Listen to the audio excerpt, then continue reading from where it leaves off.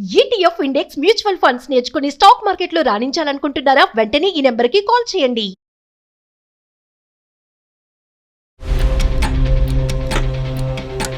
మా కొడుకు యాక్సిడెంట్ లో చనిపోయారండి. అయ్యో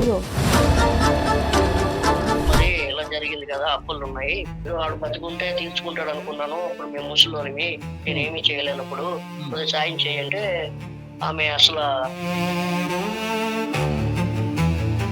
ఆ పాప అంటే ఎప్పుడు తాత అని అంటది. అన్నప్పుడు అలా చూసి మనకి ఎవరు లేరు, తాత లేరు, ఎవరు లేరు, వాళ్ళతో మాట్లాడుతుంటే మాట్లాడదు. ఇంకా తాత అన్న మాట కూడా బూత్ మాట అయిపోయింది అక్కడ.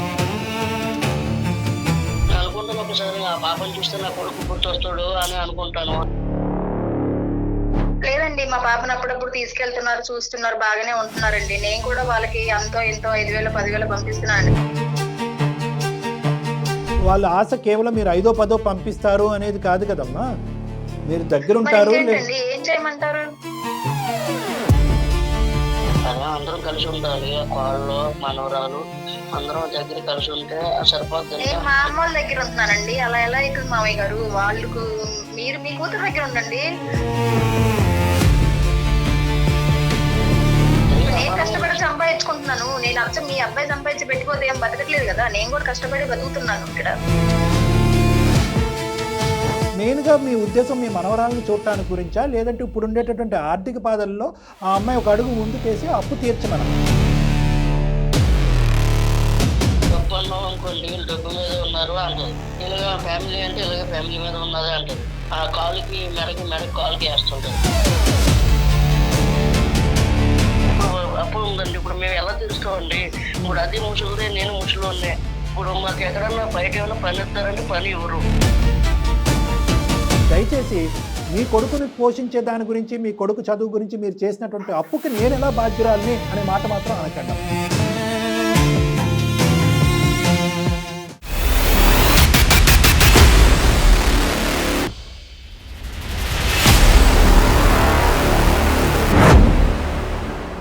అందం, ఆరోగ్యం, ఆత్మవిశ్వాసం అనూస్తో సాధ్యం. ట్రాన్స్ఫర్మేషన్ సర్వీసెస్ పైన flat 50% discount. Anoos since 1982. Anoos skin and hair clinic సమర్పించు అందమైన జీవితం కార్యక్రమానికి స్వాగతం. నమస్తే కళ్యాణ్. నమస్తే మేడం. వీరయ్య గారు అనే ఒక ఆయన మనకి మెయిల్ చేశారండి. ప్రపంచం మొత్తం డబ్బు చుట్టే తిరుగుతుంది. ఇది అవునన్నా కాదన్నా అందరం యాక్సెప్ట్ చేయాల్సిన విషయమే. సాధారణంగా బంధాలు, అనుబంధాలు, ప్రేమలు ఇవన్నీ కూడా డబ్బు తర్వాతనేమో కొన్ని విషయాలు వింటుంటే దీని తర్వాతనేమో ఏదైనా అనిపించేస్తుందండి. ఆయన పెట్టిన మెయిల్ని కనుక చూస్తే నేను మాట్లాడటం ఎందుకండి, ఒకసారి ఆయనతోనే మీతో మాట్లాడిపిస్తానండి. కాల్ చేస్తాను కళ్యాణ్ గారు. వీరయ్య గారు అండి.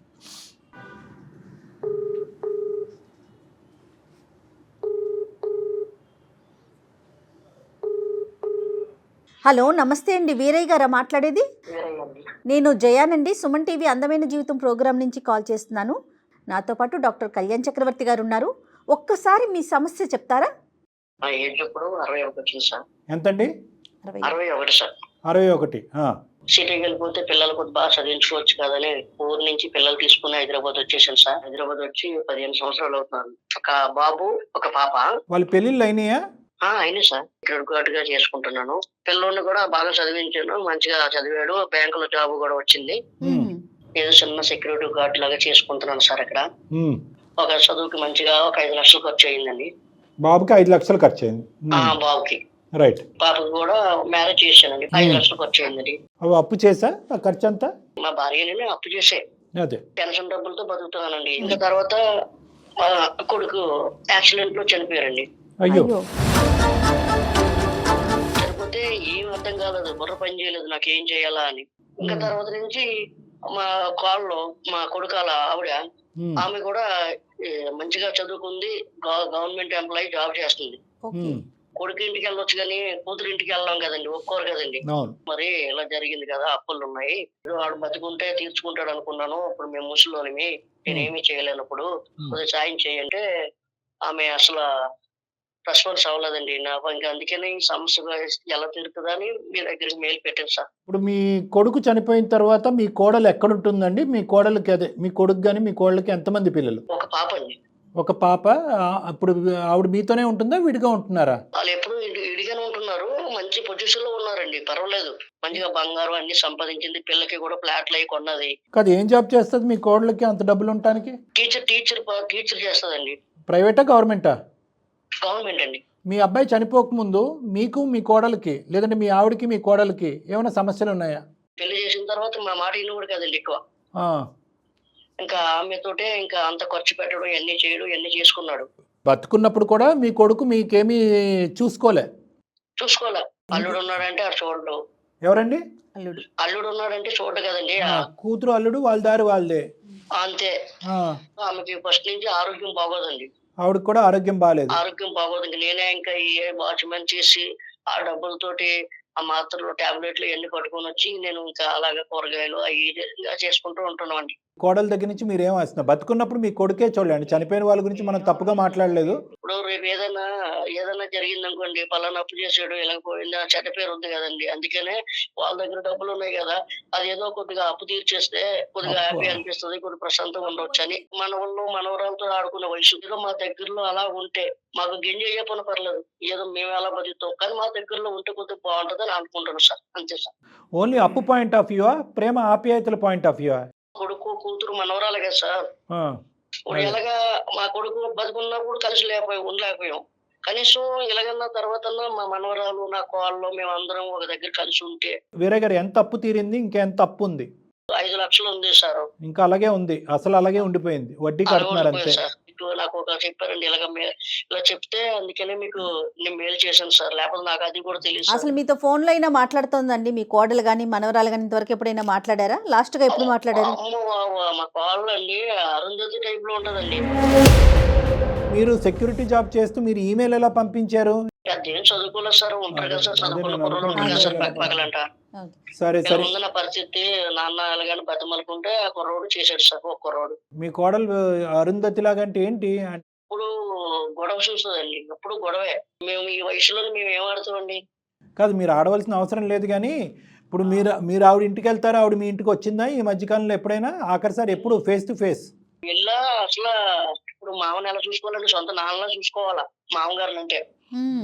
ఇప్పుడు అలా చూసుకోవాలి, అలా చూసుకోదు. అప్పుడప్పుడు ఎప్పుడైనా మాట్లాడుతుందా పాప అయినా కనీసం?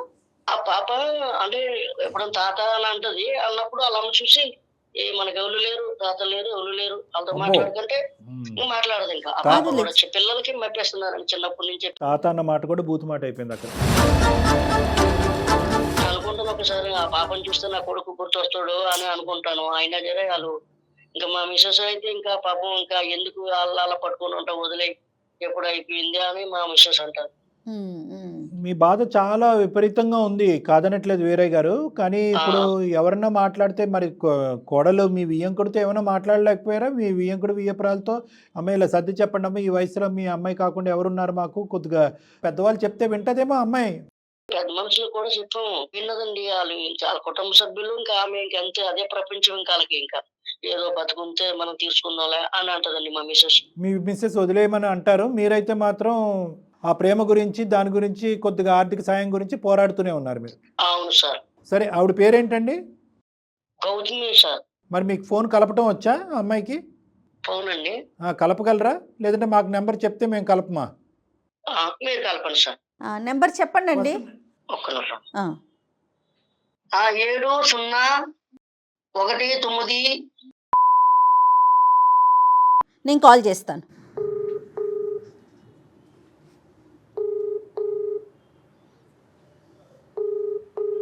హలో, నమస్తే అండి, గౌతమి గారా? అవునండి, మీరెవరండి?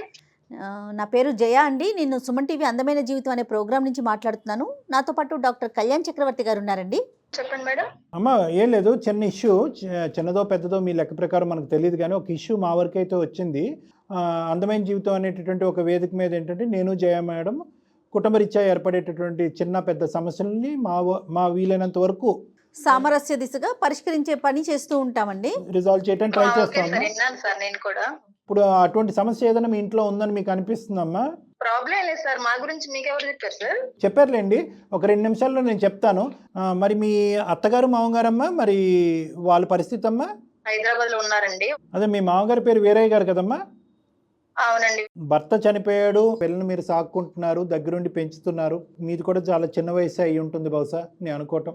అవునండి. వీరయ్య గారు వచ్చి వాళ్ళ సమస్యలు వాళ్ళ సమస్య అండి, నా సమస్య కూడా ఎవరు వినేటటువంటి వాళ్ళు ఉండాలి కదా, నాకెవరు దిక్కు మొక్కు లేనటువంటి పరిస్థితిలో ఉన్నాను, నా భార్య ఆరోగ్యం బాగాలేదు, కొడుకున్నప్పుడు ఎంతవరకు చూసుకున్నాడు అనేది నేను చెప్పలేను, కానీ కొడుకు చనిపోయిన తర్వాత మాకు ఆధారం అవుతుంది అనుకున్నటువంటి ఒక కోడల్ని మేము పెద్ద దిక్కుగా అనుకున్నాము. ఆ అమ్మాయి ఒక కూతురు లెక్కన ముందుకొచ్చి మాకు సహాయపడుతుందని అనుకున్నాము. సరే, ఆర్థికపరమైనటువంటి అంశాలు ఒక ఎత్తు అయితే కనుక ఉన్నటువంటి ఏకైక మనవరాలు చూస్తూ మేము మా ఆఖరి రోజులు గడపాలి అని అనుకుంటున్నాం. ఎందుకంటే నా భార్యకు కూడా ఆరోగ్యం బాగాలేదు.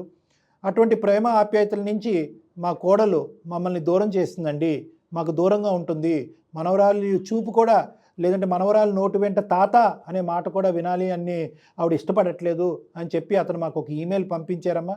వాస్తవానికి అతను ఇప్పుడు బ్యాక్గ్రౌండ్లో లైన్లోనే ఉన్నారు, మేము కాన్ఫరెన్స్ కాల్ కలపడం జరిగింది. సో ఆ విషయం మీద ఒక సెటిల్మెంట్ తీసుకొచ్చి ఒక సానుకూలమైనటువంటి ఒక పరిష్కార మార్గం ఆ పెద్దవాళ్ళకి ఒక బాధ లేనటువంటి పరిస్థితికి తీసుకొచ్చే ప్రయత్నంలో నేను జయ మేడం ఇన్వాల్వ్ అయ్యాను. దీని గురించి మీ అభిప్రాయం ఏంటమ్మా? లేదండి, మా పాపను అప్పుడప్పుడు తీసుకెళ్తున్నారు, చూస్తున్నారు, బాగానే ఉంటున్నారండి. నేను కూడా వాళ్ళకి ఎంతో 5,000 10,000 పంపిస్తున్నానండి. అక్కడితో అయ్యిందమ్మా మీ బాధ్యత? మరి నేను కూడా నా పాపను చాక్కోవాలి కదండి, నాకు మాత్రం ఎవరున్నారండి? వాళ్ళ ఆశ కేవలం మీరు 5దో 10దో పంపిస్తారు అనేది కాదు కదమ్మా, మీరు దగ్గరుంటారు. ఏం చేయమంటారు? అదే అందరం కలిసి ఉండాలి, కాళ్ళు మనవరాలు అందరం దగ్గర కలిసి ఉంటే సరిపోద్ది. నేను మా అమ్మ వాళ్ళ దగ్గర ఉంటున్నానండి, అలా ఎలా అవుతుంది మామయ్య గారు? వాళ్ళకు మీరు మీ కూతురు దగ్గర ఉండండి. వాళ్ళు ఒప్పుకుంటాడా మా కూతురు దగ్గర? ఎందుకు ఒప్పుకోరు? వాళ్ళ కోసం అంత ఖర్చు పెట్టి చేశారు కదా, అచ్చం మాకే పెట్టలేదు కదా మీరు. నేను కష్టపడి సంపాదించుకుంటున్నాను, నేను అచ్చం మీ అబ్బాయి సంపాదించి పెట్టిపోతే ఏం బతకట్లేదు కదా, నేను కూడా కష్టపడి బతుకుతున్నాను ఇక్కడ. ఇప్పుడు 5 రూపాయలు ఇచ్చేది సరిపోదు కదా, ఇప్పుడు హాస్పిటల్ ఖర్చులు అవి అవుతుంటుంటాయి. కలిసి ఉండాలని కోరుకుంటది కదండి. డబ్బులు కాకుండా కలిసి ఉండాలి. ఎన్ని సందర్భాల్లో తీసుకొచ్చారు, ఎన్ని సందర్భాల్లో మామగారిని తీసుకెళ్తుంటామండి, సమయం వచ్చినప్పుడు ఏదో పండుగలకి పబ్బాలకి వెళ్తుంటాం, అస్తమాన్ని వెళ్ళలేం కదా. తీసుకొస్తుంది పండుగలకి, సంక్రాంతులకి, ఆటలకి ఇట్లకి తీసుకొస్తుంది. తీసుకొచ్చి ఇలా నైట్ తీసుకొచ్చి మళ్ళీ పొద్దున్న తీసుకొని వెళ్ళిపోద్ది. నేను మా అమ్మ వాళ్ళ దగ్గర ఉంటున్నానండి, వాళ్ళు మాతో ఉండడానికి అవ్వదు కదా. లేలే, అలా ఎవరు చెప్తారమ్మా? ఇప్పుడు వాళ్ళు వచ్చి మీ అమ్మ వాళ్ళ ఇంట్లో ఎందుకు ఉంటారు? ఇప్పుడు మీ అమ్మ వాళ్ళ ఇంట్లో ఏదో నా కష్టం మీద నా పాపని బతికించుకుంటూ ఏదో వాళ్ళకి కూడా ఇంత ఇస్తున్నాను, ఇంకా అంతకంటే ఎక్కువ నా వల్ల కాదండి. అక్కడ ఉంటే ఇంకా మరి మేము ఎప్పుడండి, ఇంకొకటికి 60 వచ్చేసి చిన్న వయసులోనే భర్తను పోగొట్టుకునే బాధ ఆ అమ్మాయిలో ఉంది. దానికి తోట ఏంటంటే ఆ అమ్మాయి మీద డిపెండ్ అయినటువంటి ఒక చిన్న పిల్ల. సో ఆ అమ్మాయి జీవితం కూడా ఒక సందిగ్ధ పరిస్థితిలో ఉంది కాబట్టి ఆ అమ్మాయి ఒక ఓదార్పు గురించి అనుకోండి, లేదంటే తన మనసుకి ఎక్కడైతే నచ్చి బాగుంటుంది అనేటువంటి పరిస్థితి ఉంటుందో అక్కడ ఉంటుంది. దాన్ని మనం ఖండించేటటువంటి పరిస్థితి లేదు. ఎందుకంటే ఒక ఆడపిల్లకి భర్త ఇటువంటి అనివార్య కారణాల వల్ల భర్త చనిపోతే కనుక ఆ అమ్మాయికి సానుకూలంగా హ్యాపీగా స్పందించి ఒక ప్రేమ ఆప్యాయత ఇచ్చేటటువంటి వాతావరణం వాళ్ళు పుట్టిల్లు. సో అక్కడ ఉండటంలో మనం తప్పు పట్టడానికి లేదు. కానీ ఇక్కడ మీరేంటంటే మనవరాల్ని చూసేటటువంటి ఫ్రీక్వెన్సీ గురించి మాట్లాడుతున్నారు. గౌతమి నేను చూపెట్టకపోవటం కాదండి, చూపెడుతున్నానండి, అవకాశం వచ్చినప్పుడల్లా చూపెడుతున్నాను. మెయిన్గా మీ ఉద్దేశం మీ మనవరాలను చూడటానికి గురించా, లేదంటే ఇప్పుడు ఉండేటటువంటి ఆర్థిక బాధల్లో ఆ అమ్మాయి ఒక అడుగు ముందుకేసి అప్పు తీర్చమనా? డబ్బు అన్నాం అనుకోండి, డబ్బు మీద ఉన్నారు అంటది. ఇలాగ ఫ్యామిలీ అంటే ఇలాగ ఫ్యామిలీ మీద ఉన్నదే అంటది. ఆ కాలుకి మెడకి కాలుకి వేస్తుంటది. కళ్ళ ముందు కనబడుతుంటే నా కొడుకుని చూసుకున్నట్టు ఉంటది కదండి. ఇప్పుడు నా మనవరాలు చూసినా నా కొడుకు గుర్తొస్తుంటాడు. అప్పుడు ఉందండి, ఇప్పుడు మేము ఎలా తీరుస్తామండి? ఇప్పుడు అది ముసలిదే, నేను ముసలినే. ఇప్పుడు మాకు ఎక్కడన్నా బయట ఏమైనా పని ఇస్తారంటే పని ఇవ్వరు. నా కొడుకు జాబ్ చేసిన తర్వాత ఆమెకి జాబ్ వచ్చింది, నా కొడుకే కదండి చేశాడు. నా టాలెంట్ లేకుండా వాళ్ళ అబ్బాయి దగ్గరుండి ఇప్పలేదు కదా సార్, నేను కూడా కష్టపడి చదువుకుంటేనే కదా సార్ జాబ్ వచ్చింది. Point to be noted. ఓకేనమ్మా, అది అసలు అసందర్భం లేండి. ఎవరు ఇప్పిస్తే ఏంటి, కానీ మీకు టాలెంట్ లేకుండా ఎలా వస్తుంది? ఇది బ్యాలెన్స్డ్గా డీల్ చేసినటువంటి ఒక కేసు. అతని యొక్క కోరిక కూడా విపరీతమైన కోరిక కాదు, మీ యొక్క ఆలోచన కూడా తప్పుడు ఆలోచన కాదు. అతన్ని డిస్క్రైబ్ చేసినట్టుగా ఇందాక ఒక పద్ధతిలో అతను మిమ్మల్ని డిస్క్రైబ్ చేశాడు, కానీ మాకు అంత కఠినంగా మీరు కూడా అనిపించట్లేదు. ఎంతో కొంత మానవత్వంతోనే ఒక ఆలోచనతో మాట్లాడే వ్యక్తిగానే అనిపిస్తున్నారు. దయచేసి ఒక 2 నిమిషాలు ఓపికగా వినండి అమ్మా. అతను కోరుకుంటున్నట్టుగా మీరు అన్నీ సర్దుకుని ఇక్కడ రావాల్సినటువంటి అవసరం లేదు. మీకు యాజ్ ఆఫ్ నౌ ఇంకా మీ గాయం పచ్చిగానే ఉంది కాబట్టి మీ మానసిక స్థైర్యం బలం ఏర్పడేంత వరకు మీ పుట్టింట్లో మీరు ఉండొచ్చు, ఎంతకాలం అంటే అంతకాలం. అట్ ద సేమ్ టైం వీళ్ళ యొక్క పరిస్థితిని కూడా అర్థం చేసుకోండి. అర్థం చేసుకోవటం అంటే కనుక సంక్రాంతికో పండగకో పబ్బానికో ఒకసారి ఇలా చుట్టం చూపుని వచ్చేసి ఉదయం వచ్చేసి సాయంత్రం బిడ్డను ఎత్తుకుని మళ్ళీ వెనక్కి వెళ్ళిపోవటం కాదు. వీళ్ళు బాగోగులు తెలుసుకునేటటువంటి ప్రయత్నం చేయండి, వీళ్ళ ఆరోగ్య సమస్యలు తెలుసుకునేటటువంటి ప్రయత్నం చేయండి. ఆర్థిక పరంగా ఏమైనా హెల్ప్ చేయాలి అనుకుంటే కనుక మీ తోచినంత కాకుండాని ప్రధానంగా అప్పు తీర్చేటటువంటి బాధ్యతను కూడా మీ నెత్తిన వేసుకుంటే కనుక, ఇలా అంటున్నానని మీరు ఏమనుకోకండి అమ్మా, మీరు ఒక మంచి ఉద్యోగం చేస్తున్నారు అని చెప్పి మీ మామగారు ఇందాక అన్నారు. ఎంత కాదు అనుకున్నా కూడా మీకు ఒక డీసెంట్ శాలరీ వస్తుందని నేను అనుకుంటున్నాను. పైపెచ్చు ఏంటంటే మీ అత్తగారు మీ పుట్టింట్లో మీరు ఉంటున్నారు, అక్కడ రెంటల్ ప్రాబ్లం అనేది లేదు, ఇతరత్ర ఖర్చులు అనేవి ఉండవు, ఎంతో కొంత మీ పేరెంట్స్ కూడా మీకు హెల్ప్ చేస్తారు, పిల్లల్ని చూసుకోవటం వరకు మీ బాధ్యత. వీళ్ళు అనేది ఏంటంటే మీరు దయచేసి మీ కొడుకుని పోషించే దాని గురించి, మీ కొడుకు చదువు గురించి మీరు చేసినటువంటి అప్పుకి నేను ఎలా బాధ్యురాలని అనే మాట మాత్రం అనకండి అమ్మా. ఎందుకంటే కనుక ఆ కొడుకు ఆ స్థాయిలో ఉద్యోగం చేస్తున్నప్పుడే మీకు నచ్చి మీరు పెళ్లి చేసుకున్నారు. అతనికి ఆ ఉద్యోగం రావడానికి కారణము ఈరోజు ఈ పెద్ద ఆయన చేసినటువంటి అప్పు. కూతురికి చేసినటువంటి అప్పు మన సాంప్రదాయంగా అది వేరే అప్పు చేసి పెళ్లి చేస్తాము, అది తీర్చుకోవాల్సినటువంటి బాధ్యత తండ్రిగా ఇతని మీదే ఉంటుంది. అదేవిధంగా మీ పెళ్లి గురించి అప్పు చేసినటువంటి మీ తండ్రి మీ అప్పు మీ దగ్గర అడగకుండా అతను తీర్చుకుంటూ ఉంటారు, అది సాంప్రదాయం. కానీ ఈ అప్పు ఏదైతే ఉందో ఇంకో స్థాయి ఉద్యోగం చేసుకునేటట్టయితే ఈ పెద్ద ఆయన ఈరోజు ఇతను మీ వరకు వచ్చి కూడా అడగడు, మేము కూడా ఈ కాల్ కలిపి ఉండేవాళ్ళం కాదు. నెంబర్ 1. నెంబర్ 2 ఏంటంటే అతనికి ఆ సెక్యూరిటీ జాబ్లో ఒక 8,000 10,000 వస్తున్నాయి. దాంతో ఆ పెద్ద ఆవిడకి మందులు కొనాలి, ఆ ఇంటి రెంట్ కట్టుకోవాలి, వాళ్ళ యొక్క ఆరోగ్య పరిస్థితులు, వాళ్ళ తిండి ఖర్చులు ఇవన్నీ చూసుకోవాలి. నేను అనేది ఏంటంటే ఒక మామగారు ఇలా కాకుండాని ఒక మానవతా దృక్పథంతో ఆలోచించండి. ఆ అప్పు మీదే నాది కాదు అనేటటువంటి మాట అనకండి. అవకాశం ఉన్నప్పుడల్లా వాళ్ళు బాగోగులు తెలుసుకోండి. అవకాశం ఉన్నప్పుడల్లా పిల్ల చేత ఒకసారి ఫోన్ కాలో వీడియో కాలో మాట్లాడిపించండి. సెలవులు వచ్చినప్పుడు పిల్లని అక్కడ తీసుకెళ్ళి ఒక రాత్రో ఒక 2 రాత్రులు అక్కడ ఉంచండి. వాళ్ళకి కూడా ఒక విధమైనటువంటి స్థైర్యం, ధైర్యం, ఒక ప్రేమ ఆప్యాయతలు బిల్డ్ అవుతాయి, ఒక బాండ్ అనేది క్రియేట్ అవుతుంది. ఆయన మధ్యలో వదిలేసి వెళ్ళిపోయాడు, రేపు నేను మధ్యలో వెళ్ళిపోతే నా పాప పరిస్థితి ఏంటి సార్? నేను కూడా మా పాప గురించి ఆలోచించాలి కదా సార్. పాప గురించి ఆలోచించొద్దు, పాపను పెంచొద్దు, పాపను స్కూల్కి పంపించొద్దు అని అనట్లేదమ్మా. మీకు ఉండేటటువంటి అవకాశాల్లో అది టైం అవనియండి, ఆర్థికపరమైనటువంటి అవకాశం అవనియండి, ఇంకోటి అవకాశం ఎంతో కొంత. ఇప్పుడు ఆ పెద్ద ఆయన ఏమంటున్నాడు, అప్పు అనేటటువంటిది నాకు భారమైంది అంటే వాళ్ళు వడ్డీ ఒకటి కట్టుకుంటున్నారు ఇన్ని సంవత్సరాలు బట్టి, 5 లక్షలు అలాగే ఉండిపోయింది. ఒక పక్క నుంచి అనారోగ్యంతో బాధపడుతున్నటువంటి ఒక భార్యని చూసుకోకపోవడం, ఇంకో పక్క నుంచి ఏంటంటే ఇతను కూడా వయసు మీద పడింది, 61 సంవత్సరాలు ఎంతో వచ్చినాయి, అతని ఆరోగ్యం కూడా అంతంత మాత్రమే ఉంది. సెక్యూరిటీ జాబ్ అంటే అంత ఈజీ కాదు, ఉదయం నుంచి సాయంకాలం వరకు అక్కడే నిలబడాలి. సో ఇటువంటి పరిస్థితుల్లో ఏంటంటే మీ బిడ్డను మీరు చూసుకోండి, మేము కాదనట్లేదు. కొద్దిగా ఆర్థికపరమైనటువంటి సహాయం పాయింట్ ఆఫ్ వ్యూ ఏంటంటే ఆ సహాయం to clear of the loan, ఆ లోన్ క్లియర్ చేసేటటువంటి బాధ్యతను మీరు తీసుకుని ఆ తర్వాత మాటలు పెంచేటటువంటి బాధ్యత, బిడ్డను అక్కడ పంపించేటటువంటి బాధ్యత, ప్రేమ ఆప్యాయతలతో అందరూ కలిసి ఉండేటటువంటి బాధ్యతలు కూడా మీరు తీసుకోండి. ఎందుకంటే మీ దగ్గర ఇందాకటి నుంచి అన్నీ వింటున్నాం, కానీ ఎక్కడ కూడా మా అత్తగారు ఇలాంటిదండి, మా మామగారు ఇలాంటి వాళ్ళండి, పెళ్ళైన తర్వాత మమ్మల్ని ఇలా ఇబ్బంది పెట్టారనే మాట ఎక్కడా మీరు అనలే. సో ఆ విధంగా ఎక్కడ కూడా మీ సంసార జీవితానికి, మీ సుఖానికి వాళ్ళు ఎప్పుడు కూడా ఒక అడ్డు రాలే. ఈరోజు వాళ్ళు దిక్కుతోచిన పరిస్థితి వల్ల మీ దగ్గరికి దాసోహం అనుకుంటూ మీ దగ్గరికి వచ్చి చేయి చాచి నిలబడ్డారు. అది ఒక మానవతా దృక్పథంతో అర్థం చేసుకోండి. మీరు ఆలోచిస్తాను సార్, నేను కూడా ఆలోచిస్తాను. ఒక పాజిటివ్ కోణంతో ఆలోచించండి అమ్మా. అట్లీస్ట్ మీరు ఏంటంటే ఇది అనవసరం అండి, నేను తాళలేనండి, ఈ ఒత్తిడి నేను చూడలేనండి అనేటువంటి ఉద్దేశంతో టప్మని ఫోన్ పెట్టలేదు, ఆలోచిస్తామని అన్నారు. దాంతవరకు నేను సంతోషం. ప్రధానంగా ఇక్కడ కావాల్సింది ఏంటంటేనమ్మా, ముఖ్యంగా ఇక్కడ కావాల్సింది ఏంటంటే కమ్యూనికేషన్ అమ్మా, కమ్యూనికేషన్. మీరు మనవరాలతో సంతోషం అమ్మా, అంతవరకు సంతోషం, చాలా హ్యాపీ. ఓకే వీరయ్య గారు, మీ కోడల మాట విన్నారు కదా, గౌతమి గారి మాట. అప్పు తీర్చే బాధ్యత తంది, ప్రేమ ఆప్యాయతలు అనేటటువంటిది పంచిచ్చే బాధ్యత మీది. ఒకప్పుడు కోడలు ఏదైనా బిజీగా ఉండి ఫోన్ మాట్లాడలేకపోయినా మీరే ప్రత్యేకంగా పనిగట్టుకుని ఫోన్ చేయాలి.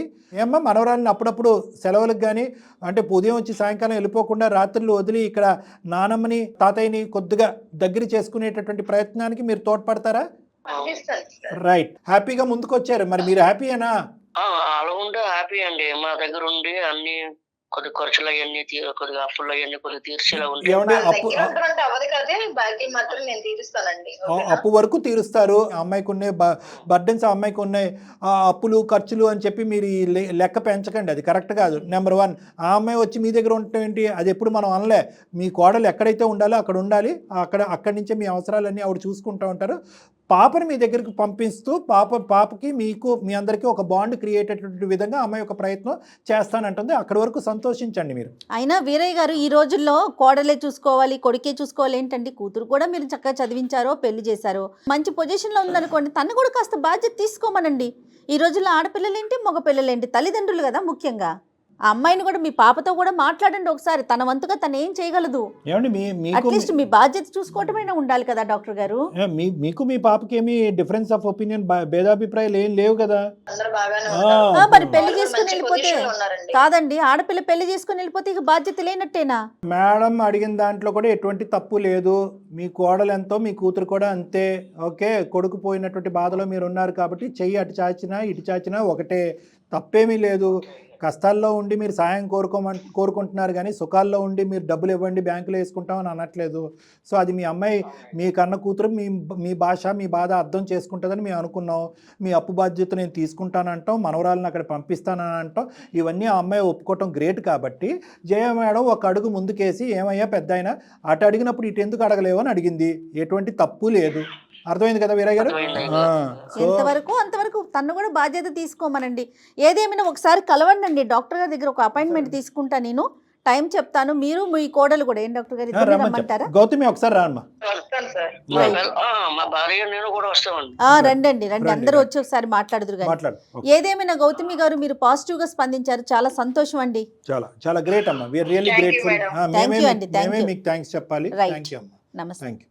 అతను మనకి ఇచ్చినటువంటి స్టార్టింగ్లో ఇచ్చిన డిస్క్రిప్షన్, అమ్మాయి ఒక గయ్యాలి, అరుంధతి ఏదో అనేసారు. కానీ వాళ్ళు ఏంటంటే ఈ దూరాభారం పెరగటంతో ఏంటంటే వాళ్ళుగా ఊహించేసుకోవటం ప్రారంభిస్తారమ్మ ఈ వయసులో. ప్రధానంగా సమస్య ఏంటంటే వయసుతో పాటు ఊహ కూడా పెరుగుతుంది, ఊహించుకునేటటువంటి తత్వం కూడా పెరుగుతుంది. ఆ ఊహ అనేది కూడా నెగిటివ్గా వెళ్ళిపోద్ది. అదిగో కొడుకుని పట్టుకెళ్ళిపోయింది అనేది ఒక ఊహ, కొడుకుని చనిపోయిన తర్వాత మా దగ్గర రావట్లేదు అనే ఒక ఊహ, మనవరాల్ని మా దగ్గరికి పంపించట్లేదు అనేది ఇంకో ఊహ, తాత అన్న బూతులాగా ఉంది అనేటటువంటిది ఇంకో ఊహ. ఈ విధంగా ఒక ఊహల్లోకి వెళ్ళిపోయారు వాళ్ళు. ఏంటంటే ప్రధానంగా ఏంటంటే వీరయ్య గారికి ఉన్నటువంటి పెద్ద భారం ఇంత స్థాయిలో ఆలోచించడానికి ఒక కారణం ఏంటంటే, ఒక 10 సంవత్సరాల క్రితం తీసుకున్న అప్పు ఇప్పటికీ అప్పులాగే ఉంది. ఎలా తీర్చాలో అర్థం కావట్లేదు, ఎవరు ముందుకు అడుగు పెట్టట్లేదు. కానీ మీరు మంచి మాట అన్నారు, కోడలు ముందుకు వస్తే కనుక కూతురు కూడా ఒక 2 అడుగులు చూద్దాం. డాక్టర్ గారు నమస్తే.